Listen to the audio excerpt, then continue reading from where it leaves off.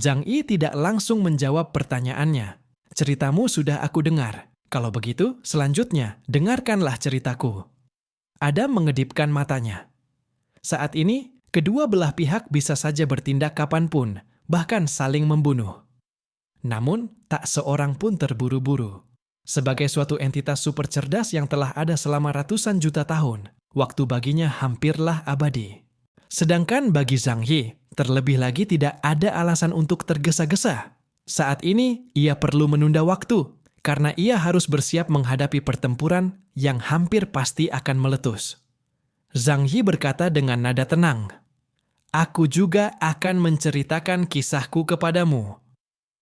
Zhang Yi lahir di bumi pada masa damai, di sebuah keluarga pekerja biasa di kota Tianhai.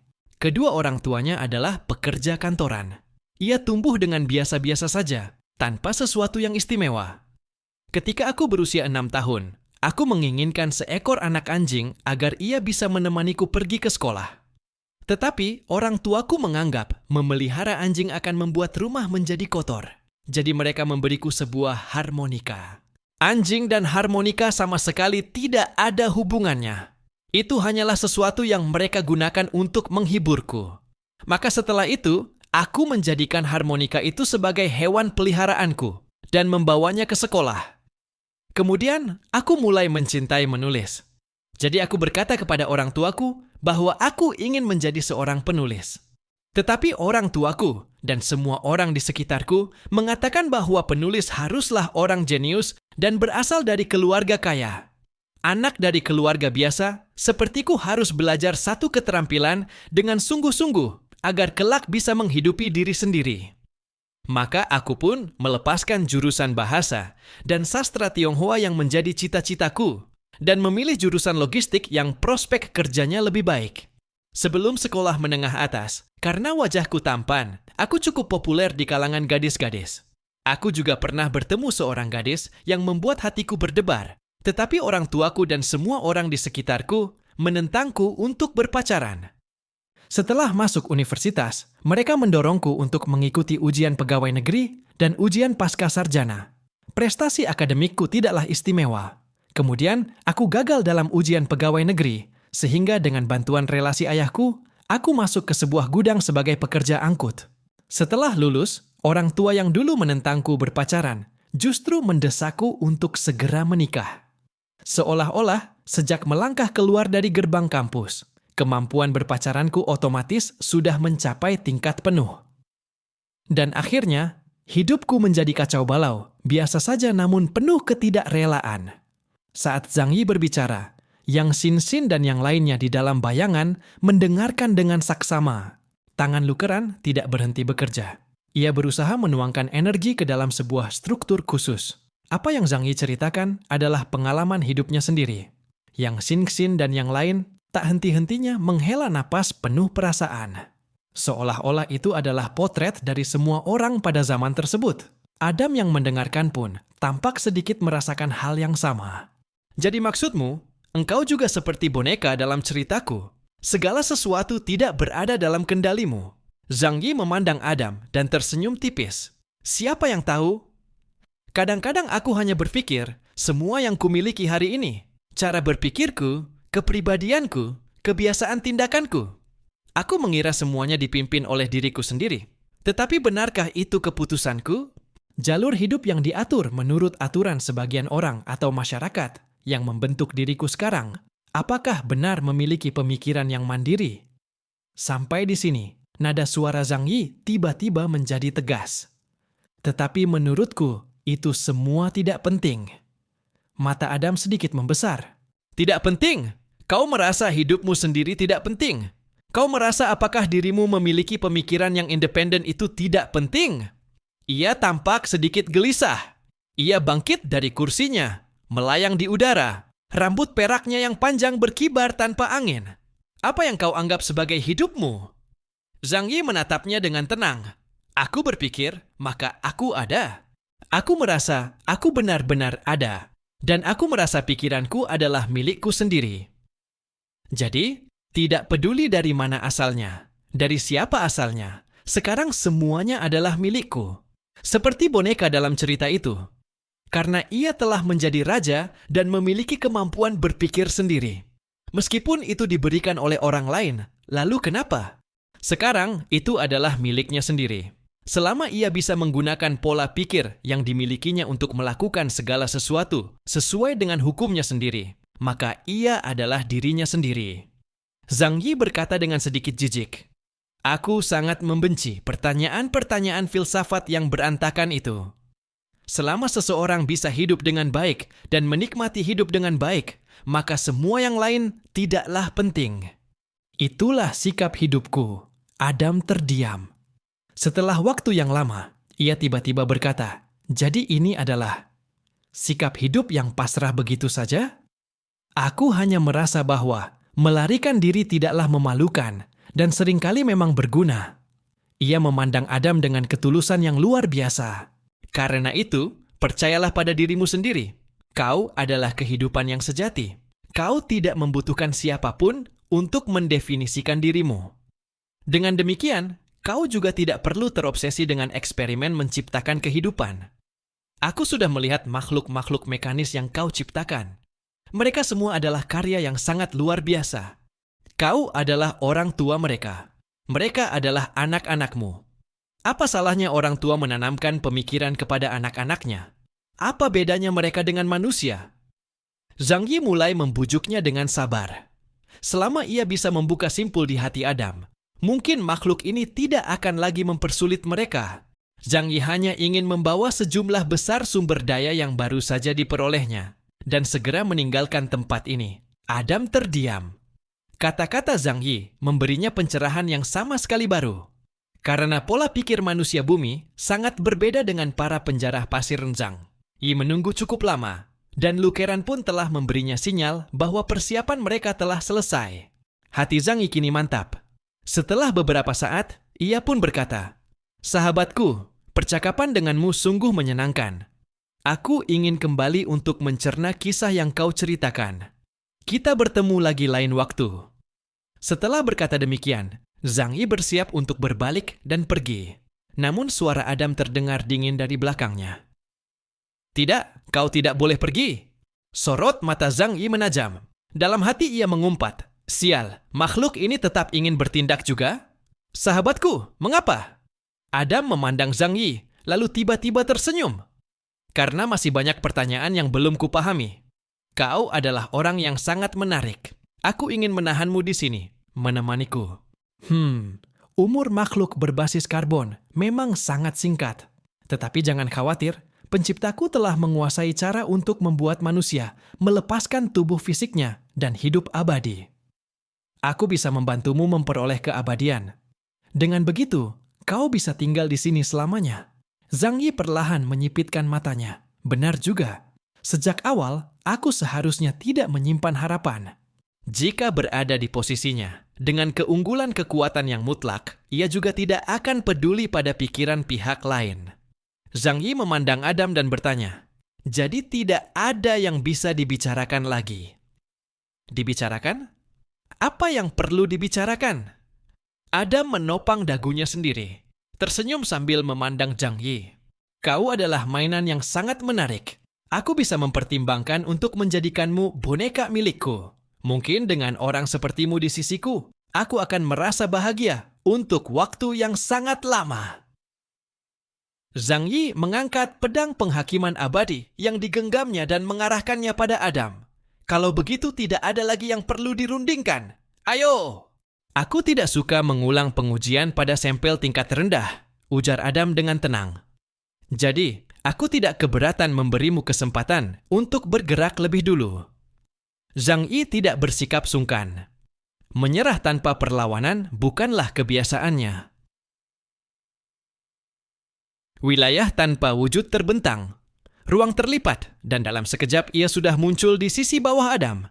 Pedang penghakiman abadi tiba-tiba terhunus. Arus gelap dunia bawah melekat pada bilahnya, menebaskan lengkungan cahaya hitam kebiruan dari bawah ke atas, langsung menghantam lapisan selaput cahaya transparan itu. Saat cahaya pedang itu jatuh, langit dan bumi seakan kehilangan warna. Angin dan pasir dunia dalam terbelah menjadi dua oleh tebasan tersebut. Reruntuhan di kejauhan langsung retak dan runtuh. Tebasan itu menghantam dinding hati. Selaput cahaya itu hanya bergetar tipis. Kekuatan dunia bawah yang terkandung dalam tebasan itu dipaksa terkompresi, terdistorsi, lalu pada akhirnya berubah menjadi beberapa jejak tak berbahaya yang berkilat sesaat di permukaan selaput cahaya sebelum kembali rata. Tatapan Zhang Yi mengeras. Taishu Yuyi dalam memanfaatkan dunia bawah lebih condong pada penyerapan dan pengalihan. Sedangkan dinding hati Adam adalah garis pertahanan yang ditumpuk dengan kekerasan angka murni. Sederhana dan kasar, namun kokohnya hampir tidak masuk akal. Indeks kemampuan 73.000 poin. Di hadapan perbedaan kekuatan murni semacam itu, daya serangnya sama sekali tidak berarti. Inilah daya tempur tingkat ratu. Kekuatanmu sebenarnya cukup menarik, komentar Adam. Tapi masih belum cukup kuat. Namun, untuk makhluk berbasis karbon, bisa melangkah sejauh ini sudah sangat mengagumkan. Bahkan dahulu, di antara ras penjarah pasir yang menjadi penciptaku, jarang sekali muncul sosok sepertimu. Ujung jarinya sedikit melengkung. Langit dan bumi di sekitarnya seketika berubah menjadi hitam dan putih. Zhang Yi merasakan pandangannya terdistorsi dalam sekejap. Kakinya kehilangan pijakan, dan pada detik berikutnya, ia bersama seluruh rekan timnya ditarik masuk ke ruang yang benar-benar asing. Di sini tidak ada pasir kuning, tidak ada reruntuhan, tidak ada menara Tiantong. Atas dan bawah langit hanya dipenuhi partikel-partikel kecil hitam dan putih yang mengalir perlahan, seperti lautan yang telah dicabut warnanya. Di kejauhan tidak ada cakrawala, hanya kelam yang semakin pekat. Dunia ini tidak tampak seperti dunia yang benar-benar ada, melainkan seperti ruang khusus yang dibangun oleh komputer. Kubus-kubus kecil hitam dan putih membentuk segala sesuatu, menciptakan bangunan-bangunan satu warna dengan sudut-sudut tegas. Duniaku? Zhang Yi tak bisa menahan diri untuk bergumam. Kemampuan Adam sungguh mengerikan. Tak heran ia ingin menciptakan spesies manusia baru. Ia bahkan memiliki kemampuan untuk menciptakan ruang independen, lalu membentuk benda-benda di dalamnya. Walau baru merupakan embrio dari kemampuan penciptaan dunia, tetap saja membuat siapapun bergidik. Di sini, suara Adam terdengar dari segala arah. Aturan menjadi jauh lebih sederhana. Segala materi direkonstruksi dari partikel hitam dan putih di tempat ini. Materi yang kukatakan ada, maka ia akan ada. Ia melayang tenang di udara, seperti dewa. Tubuhnya bersinar memancarkan cahaya suci. Hanya dengan sedikit melengkungkan jarinya, partikel hitam dan putih dalam jumlah besar muncul di udara lalu berkumpul. Sebuah kubus raksasa terbentuk di hadapannya. Tak terhitung partikel menyatu mengikuti kehendaknya, membentuk kubus-kubus hitam dan putih dengan panjang sisi 100 meter. Tidak ada kebocoran energi sama sekali, namun naluri Zhang Yi merasakan bahaya. Jarum detik waktu. Kemampuan memprediksi masa depan membuatnya menilai lintasan serangan lawan. Kubus-kubus itu hampir tanpa bayangan bergerak menyamping, dan pada detik berikutnya menghantam keras jalur yang baru saja ia hindari. Tidak ada ledakan ruang, tidak ada api. Partikel hitam putih di wilayah itu sepenuhnya kembali ke nol, seolah dihapus dari dasar alam semesta dengan penghapus. Pupil Zhang Yi menyusut tajam. Andai ia terlambat sedetik saja, itu sudah menjadi akhir. Suara Adam terdengar dari ketinggian. Tenang saja, di dunia ini tidak akan ada kematian yang sesungguhnya. Teknologi yang ditinggalkan penciptaku sangat maju, mampu mengurung tubuh roh agar tidak kembali ke eter. Jadi, aku hanya perlu menghancurkan tubuh fisikmu, lalu membentukmu menjadi sesuatu sepertiku, sebuah tubuh super cerdas. Zhang Yi tidak peduli pada omong kosong itu. Namun di matanya juga tidak terlihat banyak ketakutan. Dengan daya tempur gabungan mencapai 60.000 lebih, kartu truf yang ia miliki jelas bukan hanya yang tampak di permukaan. Namun ia juga tidak terburu-buru mengeluarkan jurus pamungkas, karena ia perlu menunda waktu untuk memperoleh informasi pasti tentang kemampuan lawan. Taishu Yuye, miliknya terbuka, melindungi semua orang di sekitarnya. Paman Yu mengangkat tangannya dan menembak serentak. Ratusan meriam energi menyalak bersamaan. Berkas cahaya yang memasuki wilayah dua kutub dengan cepat terlucuti warnanya, hanya menyisakan putih dingin. menghantam kubus lain. Hasilnya seperti menghantam kehampaan tanpa dasar. Bahkan percikan pun tak ada. Matriks energi telah selesai dikonversi. Adam melambaikan tangan. Wilayah kehampaan yang sebelumnya dihantam, Paman Yu kembali memunculkan blok-blok baru, berubah menjadi pilar putih, menggulung gelombang partikel yang menyapu ke arah mereka. Serangan fisik biasa, sama sekali tidak berarti baginya, tak bisa menembus pertahanannya. Kalau begitu, bagaimana dengan kemampuan tipe aturan? Yang Xin mengangkat tangan kanannya yang putih lembut. Kabut hitam pekat muncul darinya. Kini ia adalah kekuatan tempur nomor 2 dalam tim, dan virus meme miliknya dapat menginfeksi aturan dunia materi. Bahkan terhadap lawan dengan indeks kemampuan jauh lebih tinggi darinya, tetap memiliki ancaman besar. Boneka malaikat jatuh raksasa membuka sayapnya yang membusuk di dalam kabut hitam. Lengan berototnya menegangkan busur dan memasang anak panah. Panah hitam itu membawa kekuatan yang mampu mengubah dunia. Panah meme yang Xin melesat. Asap hitam berubah menjadi kutukan di udara. Secara logika seharusnya mampu mengikis kesadaran dan menulis ulang kognisi. Redefinisi kemampuan, dinding hati menjadi kehampaan. Seiring panah meme ditembakkan, mosaik menyebar di ruang luas, langsung mengubah struktur dasar dunia. Saat Adam melihat kemampuan itu, secercah cahaya aneh melintas di matanya. Kemampuan semacam ini, namun panah meme baru saja mendekati wilayah Adam, langsung diurai oleh partikel 2 kutub menjadi titik-titik data cahaya paling awal, menyebar ke dalam wilayahnya, dan sepenuhnya diserap oleh dinding hatinya. Mata yang Xin, yang seperti obsidian bergetar. Walau ia tahu menghadapi lawan tingkat seperti ini tidak akan mudah berhasil, ini adalah pertama kalinya kemampuannya dipatahkan dengan begitu mudah. Ini tidak benar. Yang Xin tidak panik, melainkan menganalisis kemampuan lawan dengan tenang. Walau dengan kekuatan absolut dia bisa menghapus panahku, mustahil bisa semudah ini. Jadi, ia menatap Adam dan berkata dengan tegas, dunia tempat kita berada sekarang ini bukan lagi dunia materi. Air dapat memadamkan api. Itu bukanlah hal yang aneh. Namun, membuat kobaran api yang menyala-nyala padam begitu saja dari udara kosong, jelas tidaklah normal. Yang Xin memandang dunia yang tersusun dari warna hitam dan putih di sekelilingnya, dan pada saat pertama, ia telah mendapatkan jawabannya sendiri.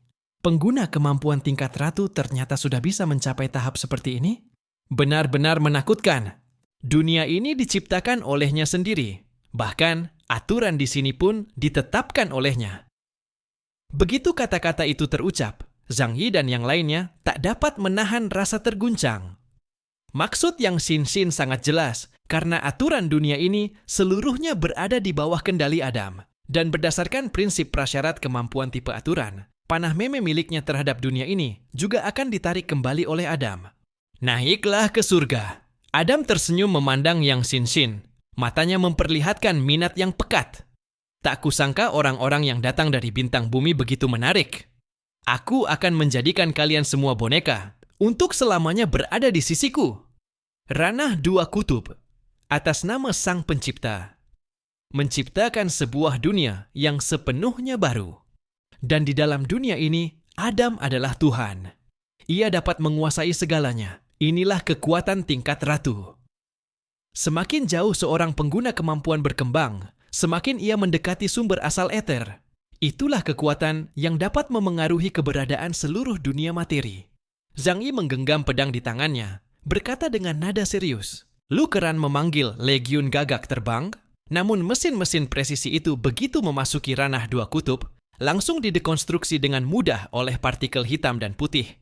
Dibongkar menjadi komponen, lalu diurai lagi menjadi partikel, hingga akhirnya menjadi gudang material bagi Adam. Semua serangan seolah-olah hanya menjadi pelengkap bagi dunianya. Zhang Yi mencoba melipat ruang dengan ranah tanpa wujud, namun ruang itu sendiri di tempat ini merupakan perpanjangan dari Adam. Baru saja ia memutar satu lintasan, partikel hitam dan putih itu segera menulis ulang jalur lipatan tersebut, memantulkan perpindahannya kembali kepadanya. Dinding penghalang hati berdiri tak tergoyahkan. Lagu simfoni surga bergema di dunia ini. Dan Adam berdiri di pusat gelombang partikel, bagaikan dewa. Partikel kubus kecil berwarna hitam dan putih menari seperti badai, dapat terurai dan tersusun kembali sesuka hati. Berapa lama kekuatan kalian bisa bertahan? Tangannya terangkat ringan, menunjuk Zhang Yi seperti sedang mempermainkan serangga. Dalam sekejap, sejumlah besar kubus raksasa hitam dan putih terbentuk, berputar dari kejauhan, dengan suara gemuruh dan menghantam ke arah Zhang Yi. Itulah partikel dasar penyusun dunia ini, mengandung energi yang dahsyat. Sekali terkena, tubuh pun akan terasimilasi menjadi partikel paling halus. Zhang Yi mengangkat pedang besarnya. Pemakaman agung dunia kegelapan. Boom! Pusaran kegelapan raksasa muncul di belakangnya. Sungai dunia kegelapan mengalir mengikuti ayunan ujung pedangnya, meraung dan menerjang ke depan. Ia menahan keras dua hantaman kubus. Jubah Taisu tiba-tiba mengencang. Dunia kegelapan secara paksa menelan 2/3 gelombang kehancuran, sementara sepertiga sisanya menghantam zirah dewa pengakhiran. Permukaan paduan logam pada zirah itu seketika hancur menjadi debu. Sistem perbaikan diri segera aktif. Logam baru merayap keluar dari celah untuk menutupinya, tetapi kecepatannya jauh tertinggal dari kehancuran. Jika terus terkikis seperti ini, cepat atau lambat mereka semua akan habis sedikit demi sedikit. Yang lebih buruk lagi, kemampuan ketiga Adam mulai terungkap di dunia ini. Sonata surga, tubuhnya tiba-tiba terurai seperti asap, berubah menjadi partikel-partikel yang sangat halus, menyatu ke dalam ranah dua kutub. Zhang Yi memanfaatkan celah kilatan pedang yang singkat, memaksa menghancurkan tubuh bagian atas Adam. Namun itu hanya membuat lebih banyak partikel tercerai-berai, lalu dalam sekejap napas kembali tersusun menjadi wujud manusia yang utuh. Kehancuran tertinggal oleh kelahiran kembali. Selama ranah dua kutub masih ada, partikel dasar eter dan materi adalah partitur musiknya. Ia dapat menuliskan kembali dirinya kapan saja di atas lembar partitur ini. Kualitas sampelnya tidak buruk. Suara Adam terdengar dari setiap partikel secara bersamaan, tenang dan puas. Cukup untuk mendukung satu putaran pengujian lengkap berulang kali. Satu-satunya yang disayangkan adalah jumlahnya agak sedikit. Mungkin aku seharusnya meninggalkan dunia ini dan pergi ke pusat alam semesta, bintang bumi, untuk melihat-lihat. Jubah Taisu masih bertahan dengan gigih.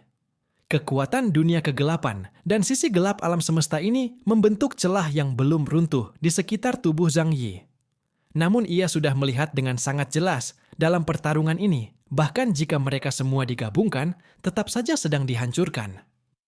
Ingin menang melawan Adam di sini, dengan tingkat kekuatannya saat ini, sama sekali tidak realistis. Zhang Yi sejak awal sudah tahu hasilnya akan seperti ini, tetapi ia tidak panik. Pengisian energi seharusnya hampir selesai. Pada detik berikutnya, ia tanpa ragu mengeluarkan kartu truf terakhirnya.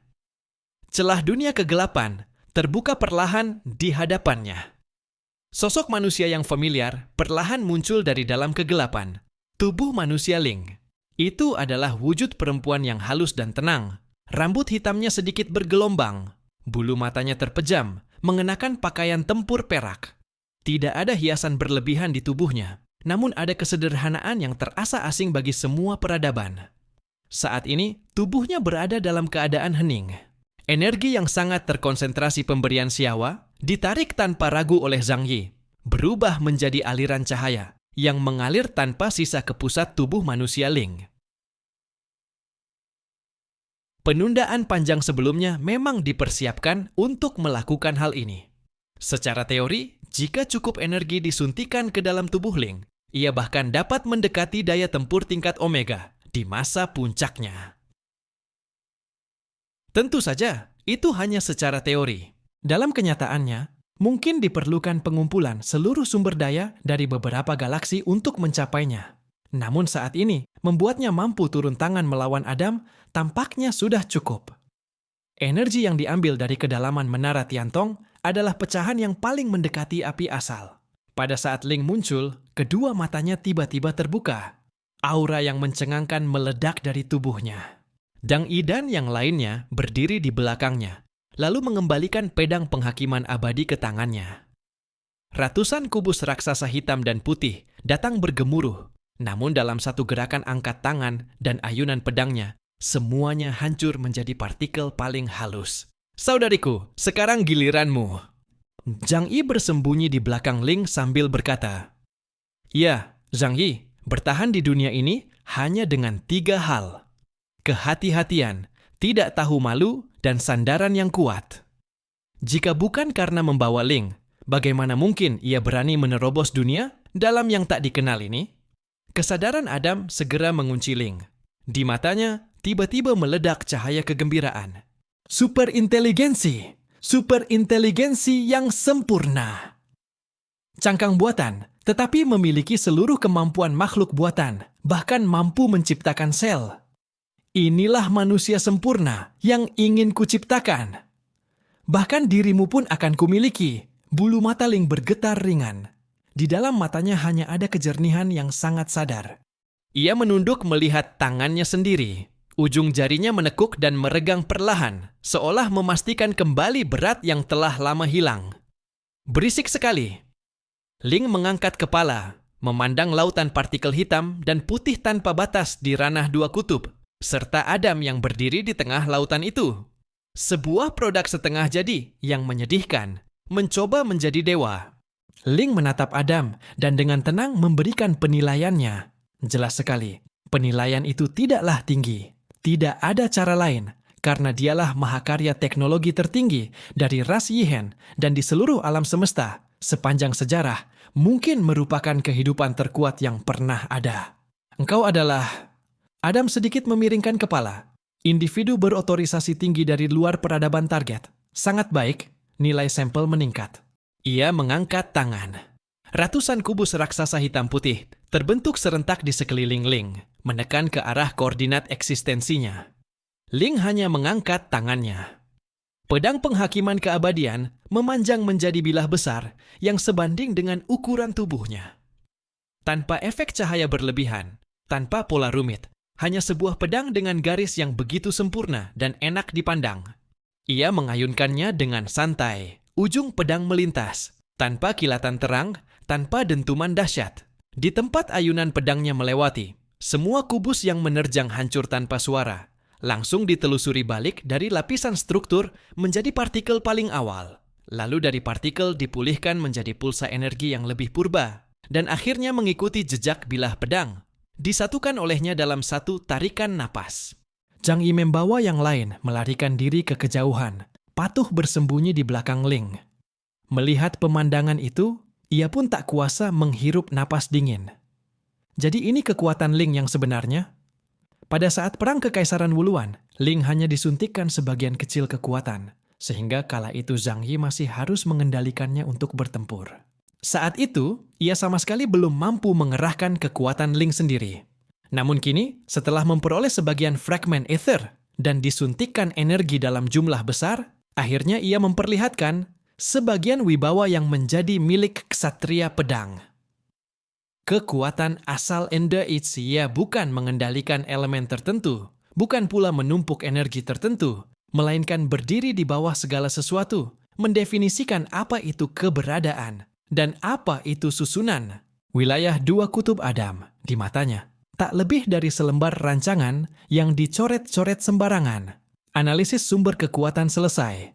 Ling berkata dengan tenang, struktur duniamu ini terlalu kekanak-kanakan. Sekali disentuh langsung hancur. Itu bukan sindiran dingin, hanya pernyataan sederhana atas sebuah fakta. Fakta menurut pandangannya. Untuk pertama kalinya, emosi muncul di mata Adam. Sekilas keseriusan. Kau pun hanyalah sebuah cangkang, bukan tubuh asli sang entitas sejati. Jangan membual di hadapanku. Sonata surga diaktifkan. Tubuhnya kembali terurai menjadi partikel tak terhitung, mencoba merekonstruksi diri dari sisi lain untuk menghindari wilayah bilah pedang Ling alis Ling sedikit berkerut. Kalimat tadi adalah yang paling ia benci dengar. Siapa tubuh asli? Siapa pula pelengkap? Ia tak ingin mengakui bahwa dirinya hanyalah cangkang kosong yang sekadar memiliki ingatan Ling.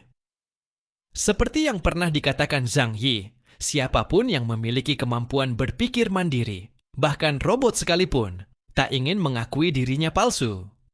Terlebih lagi keberadaan seperti Ling, Ia semakin tidak rela mengakui bahwa dirinya kalah dari roh sejati yang telah naik ke dunia Aether. Karena itu, ia akan membuktikan kekuatannya kepada makhluk kurang ajar di hadapannya. Ling melangkah maju. Ia tak peduli di mana Adam berada, karena setiap partikel keberadaannya, setiap aliran informasinya berada di bawah pengamatan kekuatan asal. Cahaya pedang turun, seolah di tengah kegelapan awal mula alam semesta, menggoreskan definisi pertama. Separuh tubuh Adam yang baru saja terbentuk langsung dipukul kembali ke wujud partikel. Partikel-partikel yang mencoba menyatu kembali dipaksa dicabut otorisasinya, membeku di udara, seperti tombol jeda yang ditekan. Kau meniru penciptaan. Ling menatapnya. Tetapi kau tidak memiliki kemampuan itu. Kau bahkan tidak dapat disebut kehidupan sejati. Bagaimana mungkin bisa memahami sang pencipta? Cara serangannya tampak sangat sederhana. Hanya bilah pedang yang melintas ruang, dan segala kemampuan terurai. Begitu polos dan tanpa hiasan, bahkan seperti Liang Yue yang berlatih pedang di rumah. Tanpa gelombang energi mencolok, namun justru merupakan kembali ke kesederhanaan hakiki. Teori medan penyatuan agung. Zhang He menatap pertempuran itu tanpa berkedip. Karena pertarungan pada tingkat seperti ini akan memberinya keuntungan besar setelah menyaksikannya. Paman Yu dan yang lain juga menahan napas, bahkan tak berani mengedipkan mata. Takut melewatkan satu momen kunci pun. Kemampuan Ling, kekuatan asal. Sumber seluruh kekuatan di alam semesta adalah ether, adalah kehendak. Apapun jenis kekuatan atau kemampuan, pada akhirnya sumbernya bermuara pada satu tujuan yang sama. Karena itu, kemampuan yang mencapai puncak justru yang paling sederhana. Penelanan kekosongan milik Mammon, kekuatan alam arwah milik Samael, dan kekuatan milik Ling, kekuatan asal, adalah kemampuan paling murni sekaligus paling dahsyat dalam pembantaian. Atau bisa juga disebut segala hukum kembali hampa. Ia dapat mengubah segala kemampuan menjadi bentuk paling awalnya. Kemampuan apapun di hadapannya dapat ditebas hancur dengan satu ayunan pedang. Itulah sebabnya, di antara 4 ksatria, dialah yang memimpin. Dalam sejarah puluhan miliar tahun yang lalu, ia seorang diri mampu membantai ras Druk hingga runtuh. 7 raja iblis dari zaman kuno, entah sudah berapa kali ditebas dan disegelnya. Adam berteriak rendah dengan tajam. Wilayah 2 kutub bergetar hebat. Tak terhitung partikel hitam putih berkumpul dengan liar, membentuk geometri raksasa yang belum pernah ada sebelumnya. Seperti labirin lautan bintang hitam putih yang saling bersilang, berniat menjatuhkan kendali Ling atas kekuatan asal melalui kompleksitas struktur. Pada tingkat energi, perbedaannya dengan Ling saat ini tidak terlalu besar. Tetapi dalam pemahaman terhadap kekuatan, jaraknya sungguh terlampau jauh. Ling hanya memutar pergelangan tangannya dengan ringan. Pedang itu meninggalkan jejak cahaya setipis sehelai rambut. Semua simpul logika di dalam labirin langsung terekspos. Rumus dasar yang menopang sonata surga di bawah cahaya pedang terurai seperti kepompong yang dibuka lapis demi lapis, putus satu persatu. Regenerasi Adam untuk pertama kalinya menunjukkan hambatan. Zhang Yi yang menyaksikan dari kejauhan hanya merasa kulit, kepalanya mati rasa. Itu adalah jenis pertempuran yang belum pernah ia lihat sebelumnya. Tanpa ledakan yang mengguncang langit dan bumi, tanpa arus energi yang memenuhi angkasa, hanya setiap tebasan Ling yang secara senyap menulis ulang lapisan terdalam dunia. Namun demikian, baik kemampuan Adam maupun Ling tetap memberi Zhang Yi pencerahan luar biasa. Ternyata, pertempuran pada tingkat yang lebih tinggi memang seperti ini. Ia merasa sedikit malu dalam hati. Dulu ia mengira, dengan memiliki kekuatan ruang waktu dan kekuatan alam arwah, dirinya sudah tak terkalahkan. Namun kini ia sadar, dahulu ia hanyalah katak dalam tempurung.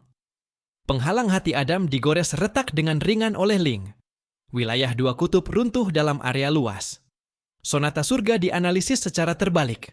Notasi yang dibutuhkan untuk kelahiran kembali dihapus satu demi satu. Pada akhirnya, wujud manusia yang kembali ia bentuk hanya menyisakan siluet setengah transparan. Kau, Adam menatap Ling. Tubuh ini tidak utuh, otoritas pun tidak lengkap, namun kau masih bisa mengerahkan kekuatan asal hingga tingkat seperti ini. Karena itu, Sebaiknya kau tutup mulut dan patuh menerima takdirmu menuju kehancuran.